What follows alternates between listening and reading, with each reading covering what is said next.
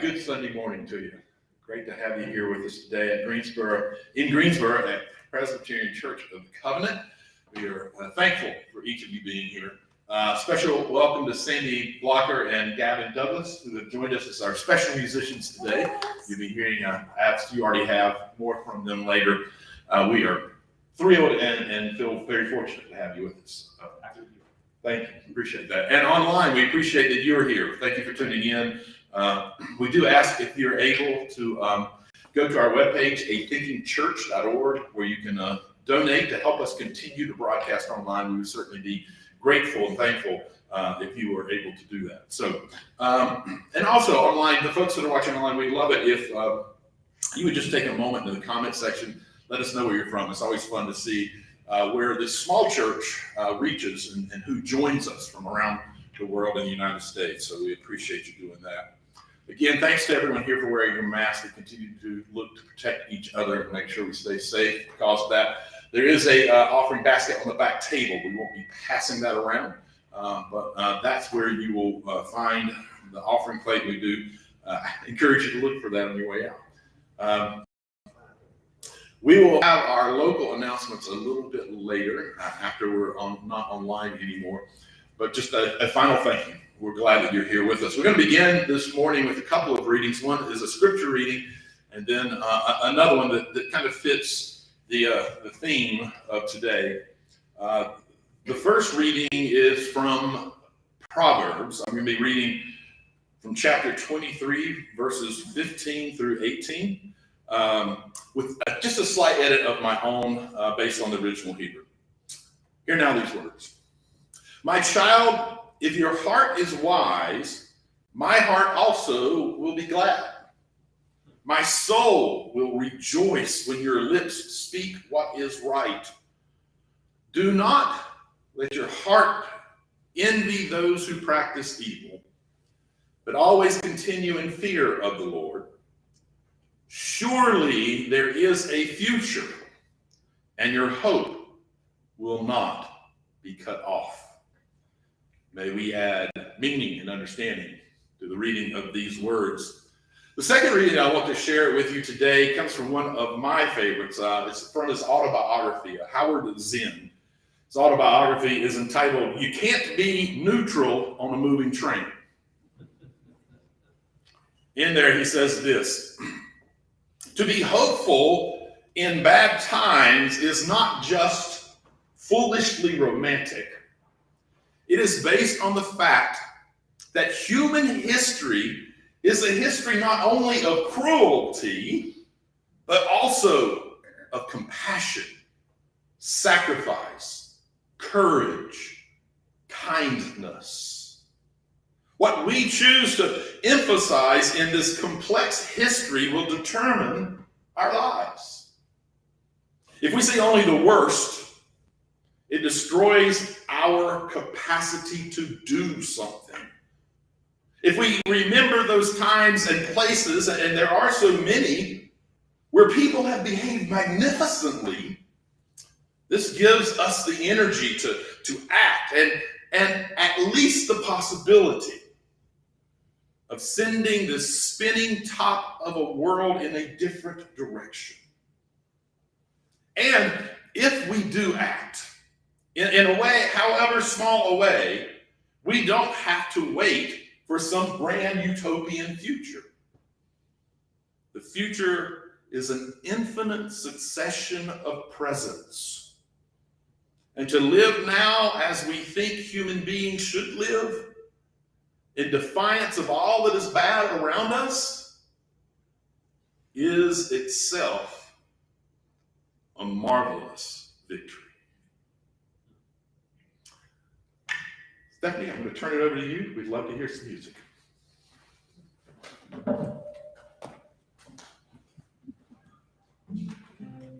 Remember the last time I was here, people said, why don't you explain what you're doing some? Well, our first piece was called Je m'en fous, which means I don't care. It's a traditional piece from, I don't know, maybe the 18th century that got, I don't know the Malinke language for I don't care, but the French changed it to Je m'en fous. A friend of mine who used to play in his band in Ivory Coast, David Touconet, made it a hit there. It was a hit. And I was trying to do a more traditional. The second one was called Elegua Agoanye. And it's an old song from the Yoruba tradition. And we're about to do a song now, which is, this by the way, is called a balafon. One of the many African xylophones. This is a Malinke or Susu balafon. It was developed around the 12th century, the beginning of the 12th century. And there were three major songs that were written for it at that time. And one of them was Sunjata, who was a great king people revere. The other one was Bolaba, and the one we're going to do today is called Lamban. So, thank you for listening.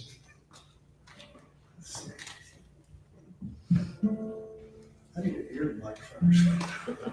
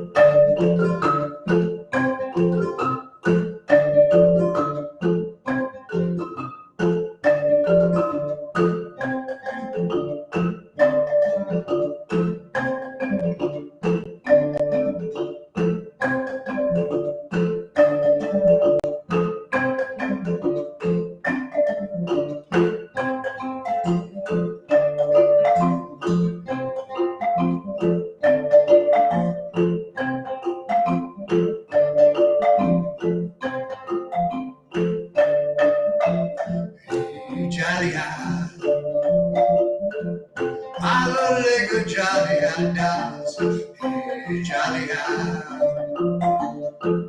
Hallelujah, jolly and dance, hey, jolly and. Hallelujah, jolly and dance, hey, jolly and. Hallelujah, jolly and dance.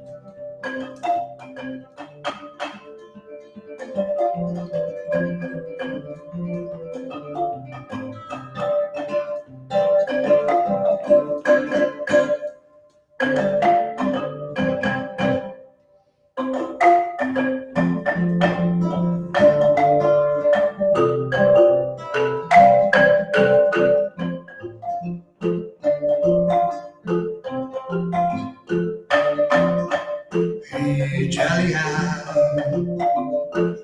hallelujah, jolly how, hey, jolly how, hallelujah, jolly how, hey, jolly how, hallelujah, jolly how, hey, jolly how, hallelujah, jolly how.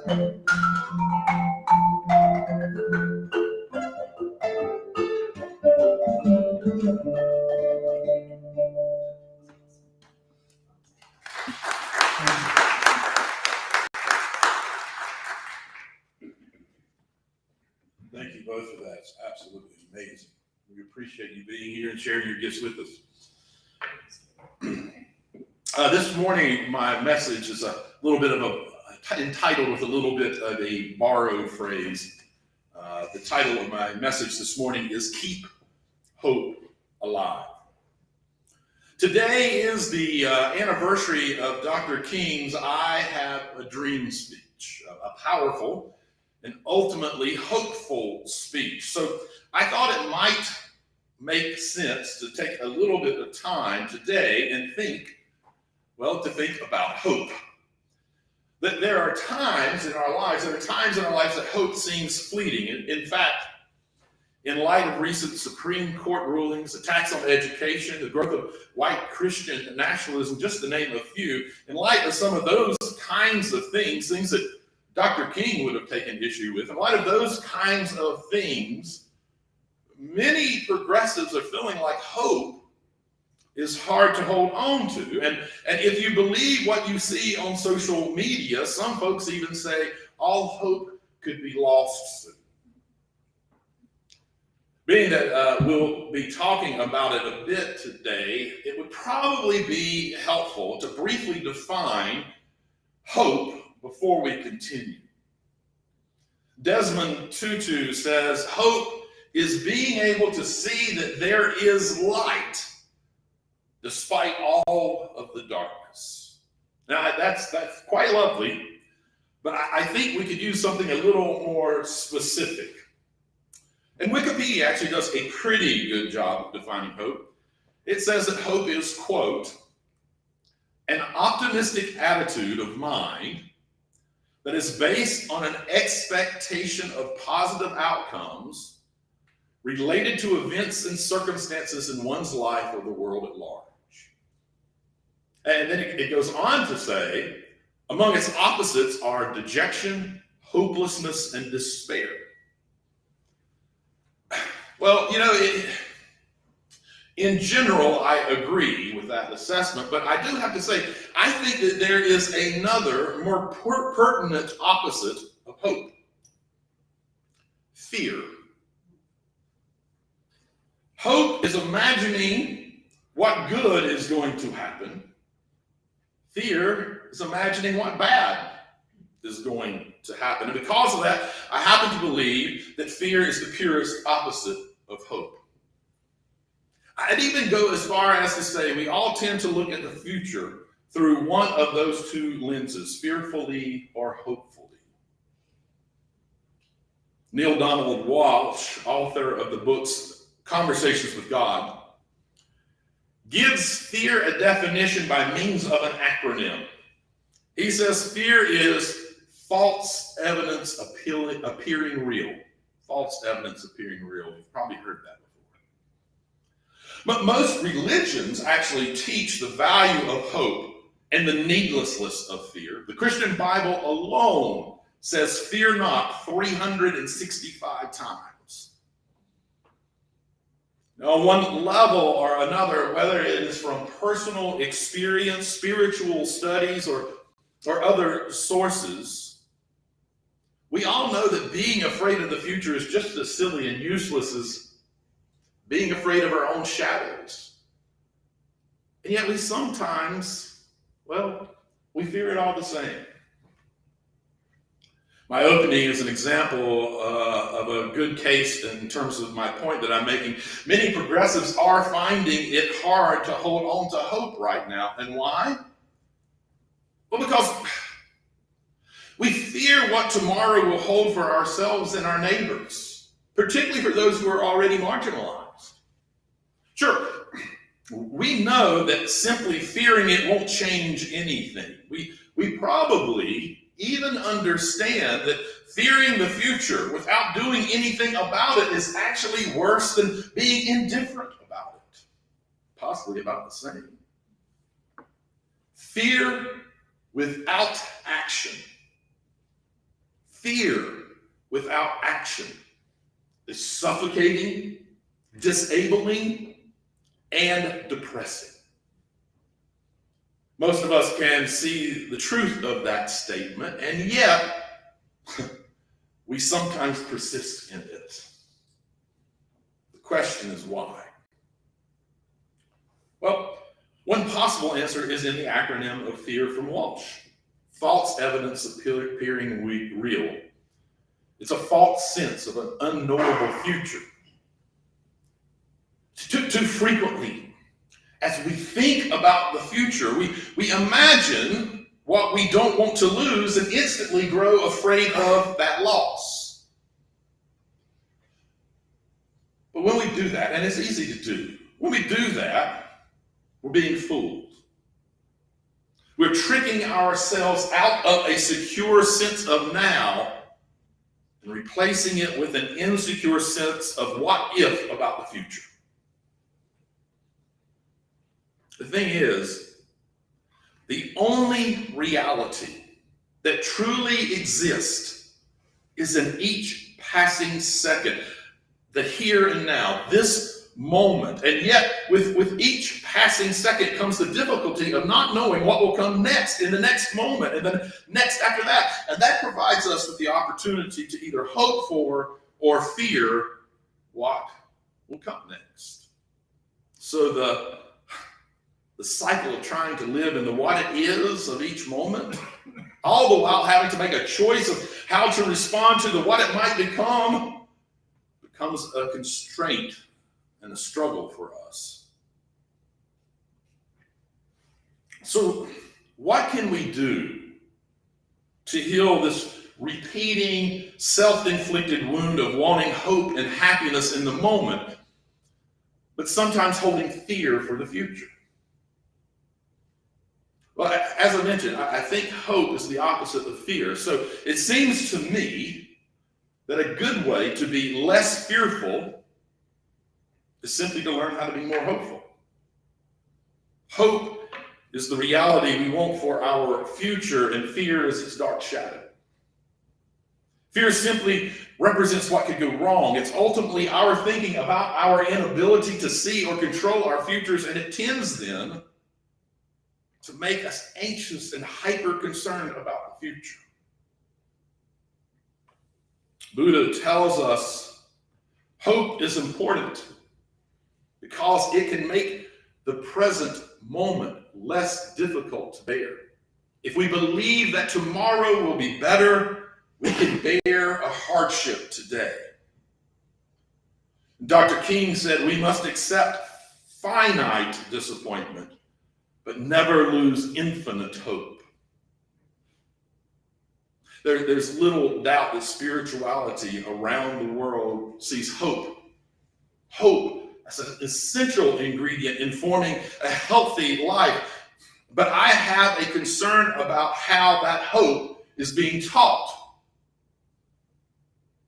You see, too frequently, hope is placed in the hands of some holy other. In many religions, we are taught to have faith and trust in some grand deity, and in that deity's ability or even desire to positively impact the outcomes of human life. Frankly, that's cheap. It's easy. And it requires no real investment from us. The cause of it is a lie. Not only that, when that kind of hope is held up to reality, it demands that we play games of cognitive dissonance with ourselves just so that we can hold on to it. Think of it like this. If we learn that we or someone we care about has a life-threatening illness, and we are told simply to trust in and have hope in some divine other, but we stop there and do nothing, we are living a false hope. I'd go as far as to say it isn't actually hope at all. It's more like an unfounded optimism. If we do nothing at all for ourselves or our loved ones, the odds are they will not make it. All too frequently, simply placing our hope in a higher being makes us complacent, unjustifiably content. It fills us up with unfounded optimism. After all, if what some religious perspectives say are true, and the divine other is to be the bearer of all hope, why is there so much in the world that is less than hopeful? I just don't buy it. You see, the way that I see it, hope requires action.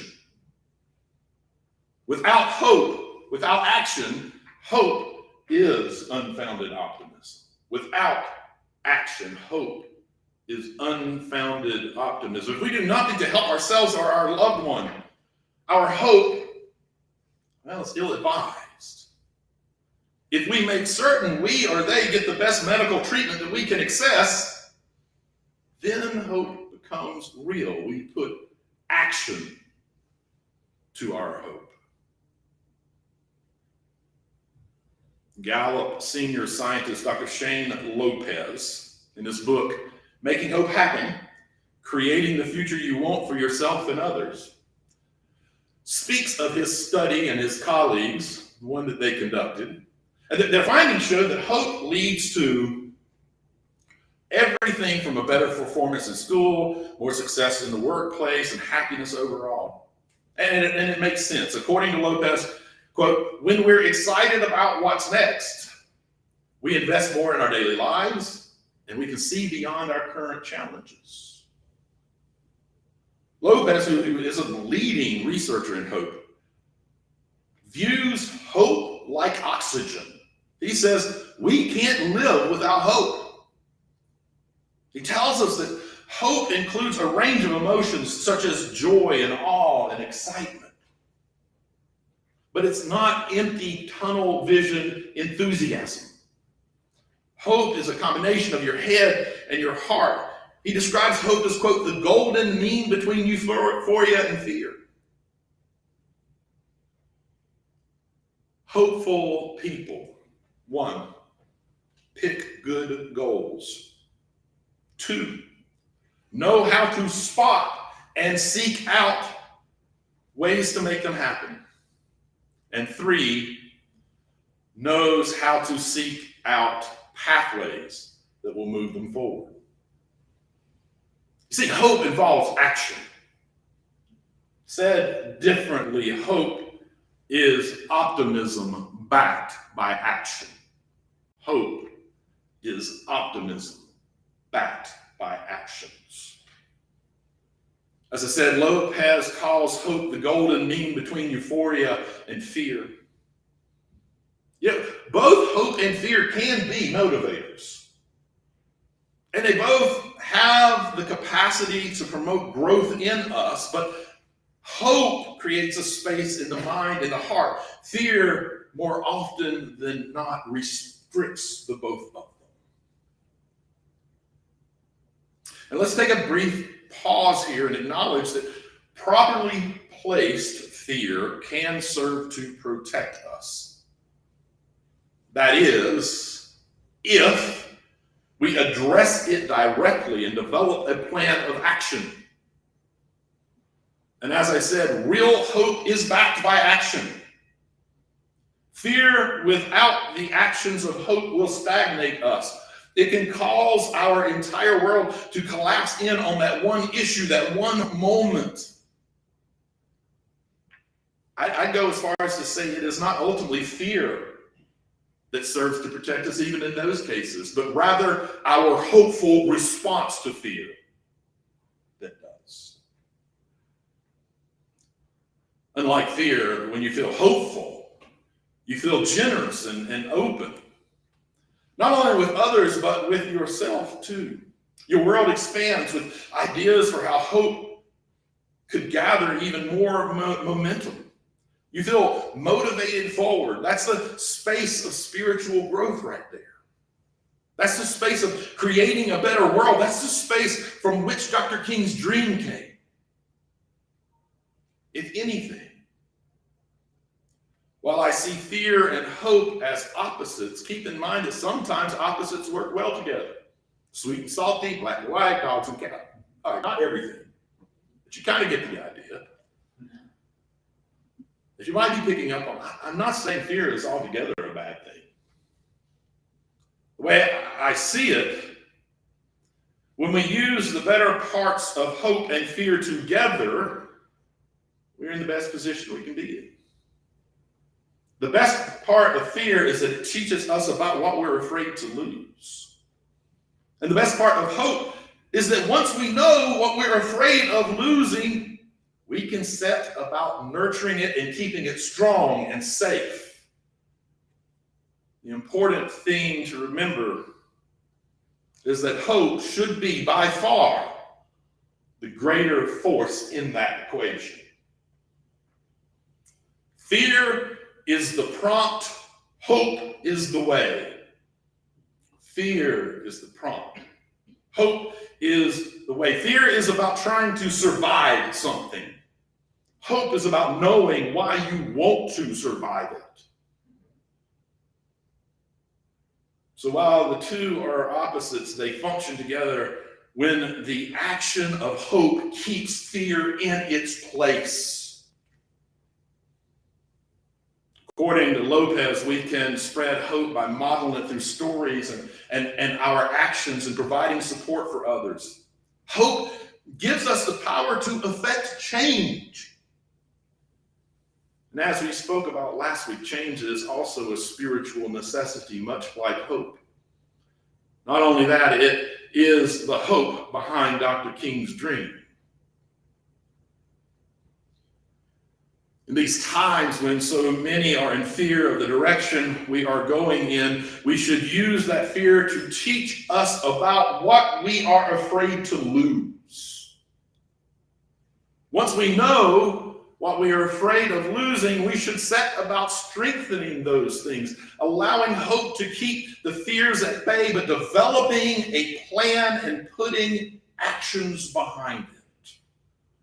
Not fully removing the fears, but using them as fuel for the fire and realization of what truly matters to us. I'll conclude with one more thought from Lopez, who writes in his book saying, please build up your hope.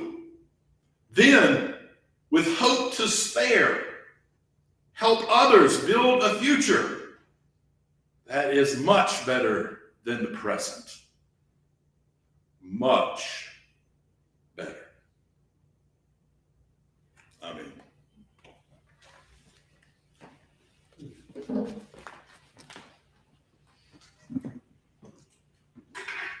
The last song we're doing today is called Kulan John.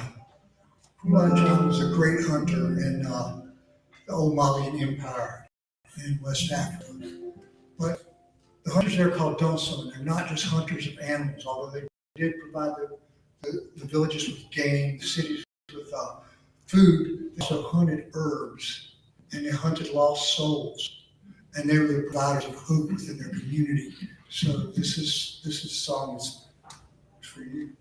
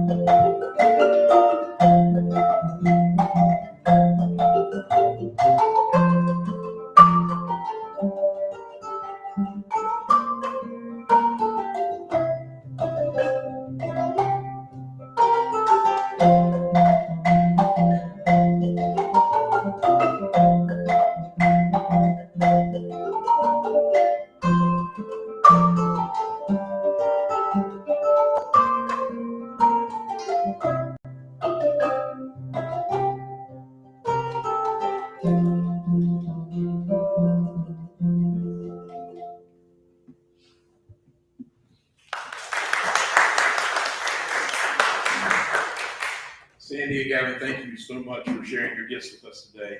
Truly appreciate it. Truly appreciate it. And I'd be remiss, I meant to speak of this earlier. Hopefully you all picked one of these up on your way in. Stephanie has put together the words to all of the songs that you're hearing today so that you have a better understanding of how they, not only how they fit in with our theme for today, but she's also done a short exposition at the beginning of each of the impetus of where these songs came from, what the creator was having in mind. And I think it actually adds just several more layers to the significance of the music and the words and how this all comes together.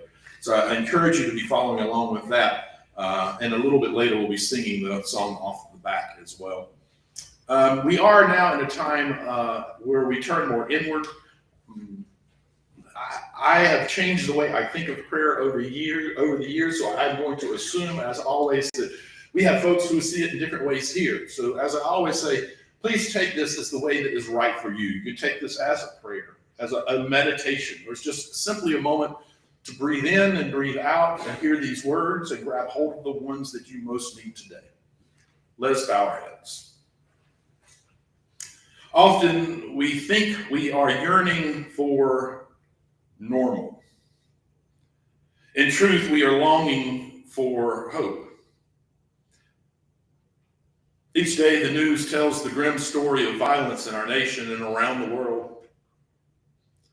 The violence of guns and weapons, the violence of economic oppression, the violence of hate and aggression, the violence of court rulings against bodily autonomy, the violence of voter suppression, the violence of food insecurity and starving children, the violence of unaffordable health care, the violence of empty houses and people living under bridges.